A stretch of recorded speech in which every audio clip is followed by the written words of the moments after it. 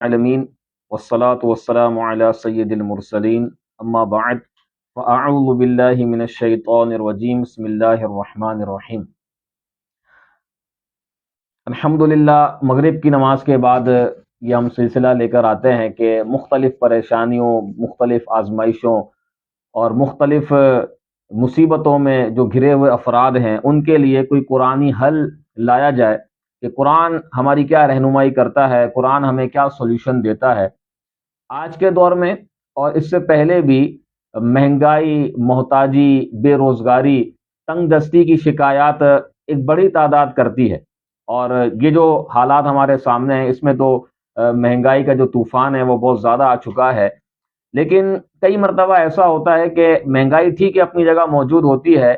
لیکن ہم بھی اپنی عادتیں درست نہیں کر رہے ہوتے، ہم بھی اپنی روٹین چینج نہیں کر رہے ہوتے، ہم بھی اپنے معاملات کو درست نہیں کر رہے ہوتے، ہم بھی کفایت شعری اور قناعت پسندی کو اختیار نہیں کر رہے ہوتے۔ اس کی وجہ سے بھی آزمائش اور پریشانیوں کا سامنا رہتا ہے۔ تو میں قرآن پاک کی ایک آیت پڑھتا ہوں کہ جو اتنی جامع معنی ہے کہ اگر اس کو سمجھ لیا جائے، اس کی گہرائی کو سمجھا جائے، تو شاید جو تنگ دستی کی بالخصوص شکایت کرنے والے ہوتے ہیں کہ پورا نہیں ہوتا اور آزمائش چل رہی ہے، اور مہنگائی کے حوالے سے بھی، پھر بے روزگاری کے حوالے سے بھی جو شکایت کرتے ہیں، تو امید ہے کہ اس آیت سے تھوڑی سی ڈھارس بھی بندھے گی اور قرآنی حل بھی انشاءاللہ ہمیں ملے گا۔ اللہ تبارک و تعالی ارشاد فرماتا ہے وَكُلُوا وَاشْرَبُوا، کھاؤ پیو، لیکن کس طرح کھاؤ پیو؟ وَلَا تُسْرِفُوا، کہ کسی بھی معاملے کے اندر حد سے نہ بڑھو، اسراف نہ کرو۔ یعنی بندہ حلال چیزیں کھائے، جو اللہ پاک نے چیزوں کو حلال قرار دیا ہے وہ کھائے، جو چیزیں حلال ہے انہیں پیے، لیکن چاہے لباس کا معاملہ ہو، چاہے کھانے کا معاملہ ہو، یا ہماری زندگی کا کوئی بھی ایسا معاملہ ہو، ولا تسرفو، اس میں اسراف کرنے کی بالکل بھی گنجائش نہیں ہے۔ انہ لا یحب المسرفین، بے شک اللہ تبارک و تعالی اسراف کرنے والوں کو، بیجا اڑانے والوں کو، حد سے بڑھنے والوں کو پسند نہیں کرتا۔ ویسے تو اسراف کے اندر بہت ساری چیزیں آتی ہیں، گناہ کے جو معاملات ہیں وہ بھی اسراف کے اندر آتے ہیں، ناجائز چیزیں بھی اسراف کے اندر آ جاتی ہیں، لیکن ایک میں پرٹیکولر ٹاپک کو لے رہا ہوں کہ جو ہماری مہنگائی کا جو معاملہ ہے، جو تنگ دستی کا معاملہ ہوتا ہے، اس کو ہم اس طرح سے سمجھنے کی کوشش کرتے ہیں۔ ایک اور مقام پر اللہ تبارک و تعالی نے ارشاد فرمایا سورہ بنی اسرائیل کے اندر وَلَا تُبَذِّرْ تَبْذِيرًا، کہ بیجا نہ اڑاؤ، ان المبذرین کانوا اخوان الشیاطین، کہ جو بیجا اڑانے والے ہیں وہ شیطانوں کے دوست ہیں، اور شیطان جو ہے وہ اپنے رب کا جو ہے بڑا ناشکرا ہے اور نافرمان ہے۔ اب آپ دیکھیں کہ یہاں پر اللہ تبارک و تعالیٰ نے ارشاد فرمایا کہ بیجا نہ اڑایا جائے، یعنی حد سے نہ بڑھا جائے۔ اسی طرح سورہ فرقان کے اندر بھی اللہ تبارک و تعالیٰ نے اپنے پسندیدہ بندوں کے بارے میں یہ ارشاد فرمایا کہ اللہ کے جو خاص بندے ہیں، جو عباد الرحمن ہیں، ان کی ایک علامت اور ایک نشانی یہ ہوتی ہے، ان کا ایک انداز یہ ہوتا ہے کہ والذین اذا انفقوا، جب وہ خرچ کرتے ہیں، وہ پھر اسراف نہیں کرتے، والذین اذا انفقوا لم یسرفوا، وہ اسراف نہیں کرتے، ولم یقتروا، اور وہ ہاتھ کو تنگ بھی نہیں کر لیتے، یعنی جہاں مروتاً شرعاً اخلاقاً خرچ کرنا چاہیے وہاں سے رک بھی نہیں جاتے، وہ کیا کرتے ہیں وکان بین ذالک قواما، اور وہ بین رہتے ہیں، یعنی وہ درمیان میں رہتے ہیں، اور وہ کفایت شعری کا بھی مظاہرہ کرتے ہیں، اور وہ حد سے نہیں بڑھتے۔ تو یہاں پر اللہ تبارک و تعالیٰ نے اپنے محبوب بندوں کے بارے میں یہ ارشاد فرمایا کہ جب وہ خرچ کرتے ہیں تو میانہ روی سے خرچ کرتے ہیں، نہ خرچ کرنے میں حد سے بڑھ جاتے ہیں، اور نہ ہی ہاتھ روکنے میں جو ہے وہ حد سے زیادہ نیچے آ جاتے ہیں۔ تو یہ ایسا فارمولہ ہے کہ اگر ہم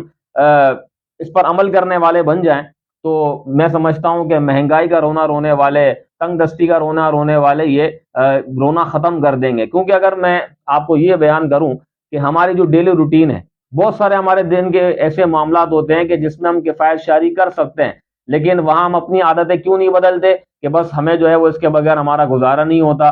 ہمارا وضو کھانے سے لے کر شادی کے ہال کے جو کھانے کے جو ٹیبلز ہوتے ہیں وہاں تک اسراف ہی اسراف ہے۔ گھر کے اندر بھی اگر ہم غور کرنا چاہیں تو گھروں کی لائٹیں کھلی ہوئی ہوتی ہیں، کوئی پرواہ نہیں ہوتی۔ ایک کمرے میں اگر افراد موجود ہیں، دوسرے کمرے میں نہیں ہے، پھر بھی دوسرے کمروں کی لائٹیں اور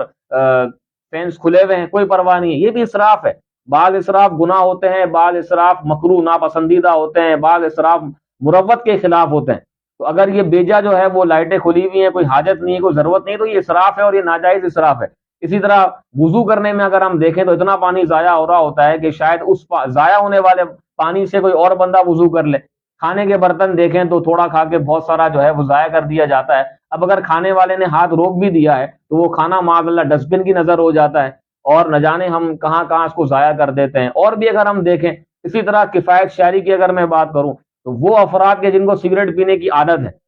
وہ تنگ دستی کی شکایت کرتے رہیں گے، پورا نہ ہونے کی شکایت کرتے رہیں گے، لیکن سگریٹ سے باز نہیں آئیں گے۔ ہزاروں روپے مہینے کے وہ سگریٹ میں برباد کر دیتے ہیں۔ جن کو معاذ اللہ شراب پینے کی عادت ہے وہ تو پھر حد سے ہی بڑھ گئے، چلے ہم گناہ کی طرف نہیں جاتے، لیکن چھالیاں کھانے والے، گٹکے کھانے والے، پھر کولڈ ڈرنکس پینے والے، یعنی کولڈ ڈرنک نہیں پئیں گے تو کیا ہو جائے گا، لیکن روز کی کولڈ ڈرنک بندی ہوئی ہے، ہفتے کی بندی ہوئی ہے، مہینے کی بندی ہوئی ہے، چلے مہینے میں ایک آدھ بار کسی نے پی لی تو اتنا خرچہ تو نہیں ہوا، لیکن جو ہفتے میں پیتے ہیں، جو روزانہ پیتے ہیں، تو اگر وہ کم پیئیں گے تو ظاہر ہے کہ پیسے بچیں گے۔ تو یہ میں نے صرف اگزامپل دی ہے، اس طرح کی بیسیوں مثالیں دی جا سکتی ہیں کہ جہاں ہم ہاتھ روک سکتے ہیں اور ہاتھ روکنے سے ہمیں کوئی فرق نہیں پڑے گا، لیکن وہاں ہم روک نہیں رہے ہوتے اور یہ چھوٹی چھوٹی چیزیں ہزاروں روپے اس میں لگ جاتے ہیں اور پھر ہم کہتے ہیں کہ پورا نہیں ہوتا۔ تو اسی طرح کئی خواتین ہوتی ہیں کہ ہر ایونٹ کے لیے ان کو نیا ڈریس چاہیے ہی چاہیے۔ اگر شادی کے اندر اگر کسی کے یہاں قریبی رشتے دار کے یہاں شادی ہے، 4 ایونٹ ہیں تو 4 میں ہمیں نئے کپڑے ہی پہننے ہیں، تو یہاں پر کفایت شعری۔ تو ایسے بہت سارے معاملات ہیں کہ اگر ہم وہاں پر غور کرنا چاہیں تو غور کر سکتے ہیں، اور اپنے ہاتھ کو جب روکیں گے تو بہت سارے معاملات میں ہمیں محسوس ہوگا کہ ہم حد سے بڑھ گئے تھے اور ہمیں جو ہے وہ یہاں پر پہلے ہی کمی کر دینی چاہیے تھی، اور اس کو کم کرنے سے ہمیں کوئی فرق نہیں پڑا۔ ایک تو وہ ہوتا ہے نا کہ ہم اگر خرچ میں کم کریں گے تو ہمیں فرق پڑے گا، لیکن بہت سارے ایسے خرچے ہوتے ہیں کہ شاید اگر ہم اس کو مائنس کریں تو بھی ہماری شانہ زندگی باقی رہے، ہماری لگژری لائف پھر بھی باقی رہے گی۔ جیسے میں نے لائٹوں کی مثال دی، اے سی کی مثال دی، اے سی اب کوئی نہیں ہے، بس ویسے ہی چل رہا ہے، اچھا چلانا تو بھی 16 18 20 پر ہی چلانا ہے، 22 24 پر 26 پہ چلائیں گے تو ہماری شان میں کمی آ جائے گی۔ تو یہ بہت ساری چیزیں ہیں کہ جس کی وجہ سے معاشرے کے اندر اسراف جو ہے وہ بڑھتا چلا جا رہا ہے، اور پھر مہنگائی کا ہم جو ہے رونا روتے ہیں، تنگ دستی کا رونا روتے ہیں۔ تو اگر تنگ دستی کو ختم کرنا ہے اور بے روزگاری کو ختم کرنا ہے، اسی طرح پورا نہیں ہوتا اس اشکال اور اس پریشانی کو ختم کرنا ہے تو کفایت شعری کو سیکھیں۔ اگر کم میں گزارا ہو سکتا ہے تو کم میں گزارا کریں، اپنا جائزہ لیں۔ ہم جائزہ بھی نہیں لیتے، جائزہ لیں کہ میں کون کون سے خرچے ایکسٹرا کر رہا ہوں، کون کون سی چیزیں مائنس ہو سکتی ہیں۔ بچوں کو بھی اس کی تربیت دیں۔ اگر آپ ابھی سے بچوں کو یہ انداز سکھائیں گے کہ بیٹا بس خرچ کرتے رہو، کھلا کھاتا ہے، کوئی مسئلہ نہیں ہے، تو اللہ نہ کرے اگر کل کو بچوں کی پوزیشن وہ نہیں رہتی جو آپ کی ہے، وہ تو آزمائش میں آ جائیں گے۔ ان کو تو شاہانہ زندگی گزارنے کی عادت ہے، ان کو تو گاڑی کے بغیر مزہ نہیں آتا، رکشے بس وغیرہ کی تو ان کی عادت نہیں ہے۔ تو ایسی بہت ساری چیزیں ہوتی ہیں کہ وقت کے ساتھ ساتھ بدلتی ہیں۔ ہو سکتا ہے کہ آج جو آپ لگژری لائف دیکھ رہے ہیں وہ آپ کے بچے نہ دیکھ سکیں، یا آج آپ تنگ دستی دیکھ رہے ہیں تو ہو سکتا ہے کہ آپ کے بچوں کو لگژری لائف مل جائے، کچھ بھی ہو سکتا ہے۔ لیکن اگر آپ نے اپنے بچوں کو ایک ہی انداز دکھایا کہ ہم جو ہے وہ کھلا کھاتا ہے اور جتنا خرچ کرنا ہے خرچ کرو، کوئی مسئلہ نہیں ہے، کل کو اولاد بھی یہی کرے گی، اس کے ساتھ بھی یہی پرابلم رہے گی۔ تو یہ میرا مشورہ ہے کہ جتنا ہو سکے اپنے خرچوں کو کم کریں اور غور کریں، جہاں تک اپنے آپ کو بچا سکتے ہیں بچائیں۔ انشاءاللہ آپ جو تنگ دستی کے جو